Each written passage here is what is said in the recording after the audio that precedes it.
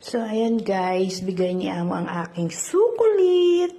May isang potato chip, may luncheon meat, dalawa, at saka soft drinks. Ayan. Regalo ko raw yan sa aking birthday, nalalapit na birthday ngayong April 29, guys. Ayan. So, ayan guys, tikman natin siya guys. Thank you, bossing, sa chocolate. Ayan. Malambot siya guys. Tikman muna natin, pero lagay natin siya sa ref mamaya. Kasi malambot pa siya. Mas masarap to kapag matigas. Kaso malambot pa siya. Ay, malambot. Kagatin na lang natin.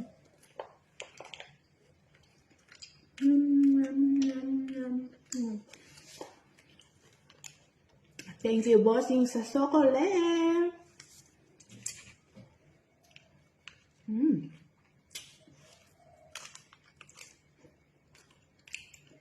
Lagay muna natin sa ref, malambot.